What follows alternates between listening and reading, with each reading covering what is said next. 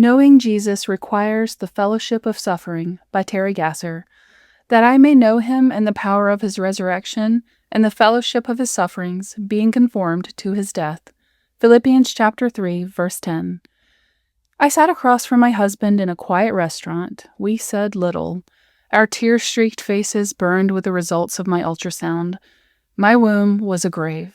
In the morning, they would induce labor. My firstborn would be stillborn. I carried our daughter for 26 weeks, but we would come home from the hospital with empty arms. Empty arms and broken hearts. Together we wept our why to the Lord. Through our laments, we found our Father faithful, patient, and kind. The Lord granted us a small taste of his great suffering.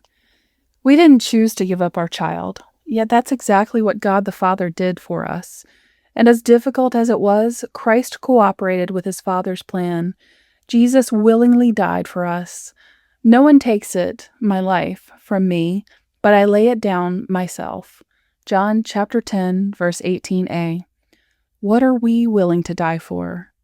Jesus told his disciples in so many ways that to live, they must die.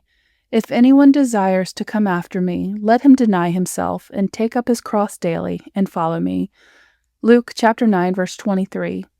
Most assuredly, I say to you, unless a grain of wheat falls into the ground and dies, it remains alone. But if it dies, it produces much grain. John chapter 12, verse 24. Jesus was a man of sorrow, acquainted with grief. Isaiah chapter 53, verse 3. From his virgin birth to his crucifixion, he experienced every aspect of human suffering, misunderstanding, slander, rejection, even grief. Then he endured the cross, the searing torture of whips lashed against his flesh, the puncture of spikes through wrists and ankles, the excruciating suffocation of crucifixion. A real relationship with God cannot be had by casual comers and goers who want only blessings and refuse burdens. God makes no casual acquaintances. The invitation to know him bids us come and die. Finding things to live for is easy. People live seeking power, fame, fortune, and comfort.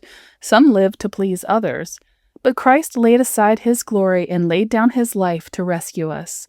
And he invites us to follow him into loving others. This is my commandment, that you love one another as I have loved you. Greater love has no one than this, than to lay down one's life for his friends. You are my friends if you do whatever I command you. John chapter 15, verses 12 through 14. Clint Antholz, a wise associate pastor at my church, once said, "The more we deviate from God's word in practice and attitude, the less we love others." 42 years have passed since my husband and I buried our firstborn. Yesterday, we stood with a young couple as they buried their first baby. Their loss opened a door for us to share the comfort we received decades ago. God never sends trials to harm us. He uses suffering to shape us into Christ-likeness. Without sorrow, it's impossible to know the joy of the resurrection. It's a lesson Jesus taught Mary and Martha. I am the resurrection and the life. He who believes in me, though he may die, he shall live. John chapter 11, verse 25. It's a lesson he teaches all his disciples. We choose how we suffer. We can strain against the bit and grow bitter, or we can lament and lean hard on his everlasting arms and grow in the grace and knowledge of him. Questions for reflection. What suffering has the Lord brought you through? How have you used the comfort you found in him to comfort others? 2 Corinthians chapter 1, verses 3 through 4.